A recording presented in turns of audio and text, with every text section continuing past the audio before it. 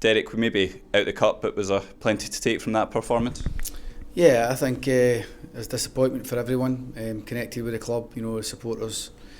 I think they recognise the performance of the players and the effort of the players. Ultimately we came here to get through the tie and get into the next round, and we haven't done so. So, there's real disappointment in the result. There's plenty of positives to take for it. The response to losing, it was quite a straightforward goal, and that whole risk and reward about getting after teams and pressing high and was there, and I thought we got our just rewards by getting an equaliser for young Rory.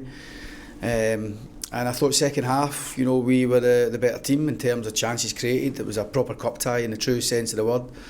Dundee United is a Premier League team who were made to work for everything they got, and we kept the front players kept us honest and concentrated at the back, and I thought long spells in the game we were very good.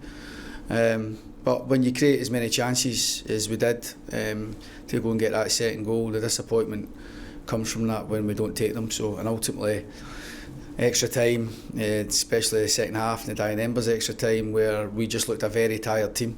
I was desperate to help my team on the sidelines, but obviously I've used my subs.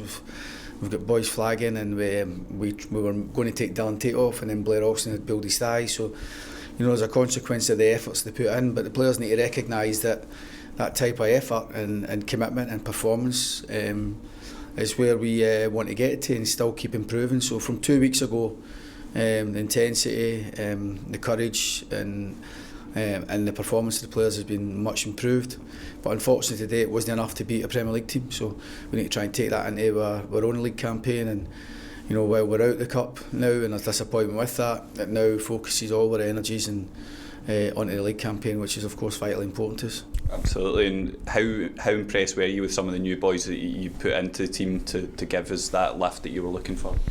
Yeah, I think when obviously the players are getting used to us as well, from the intensity we want to work at, the speed we want to work at, and the clear messages that we want from them. So I've got to say that from the players who were in the building when we arrived, I think that they were very good today, and I think that's got to continue. I think from the players we bring in, sometimes there's a reason why you get players in January. As a consequence, maybe they've not been playing at their own clubs, and unfortunately you don't get them that match sharpness. I think you could say that probably for all the players. For we Dylan, to Ash, to Danny Mackay, to Big Kyle. So obviously they'll be better. Every day will be better for having had those minutes and the intensity they played it. But particularly the boys that have not been playing a lot, they'll be better next week for having had that type of performance, those types of minutes into them, because it was blood and thunder. It was a proper cup tie. We wanted to make it that way. We wanted to try and show the supporters that we were here to win the game. Could have made a defensive substitution.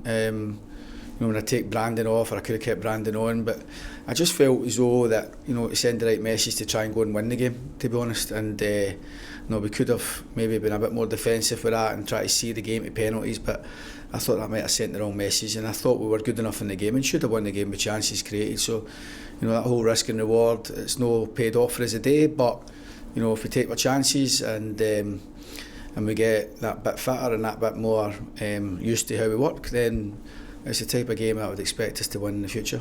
Is it a little bit too early to tell how bad the injuries are going to be for Chris Stokes?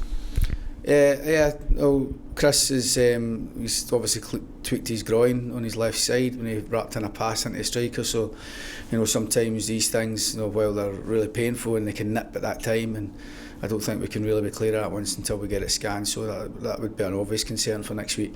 Blair, he had a couple of bangs on a dead leg, and his leg just stiffened up and he wasn't able to run freely.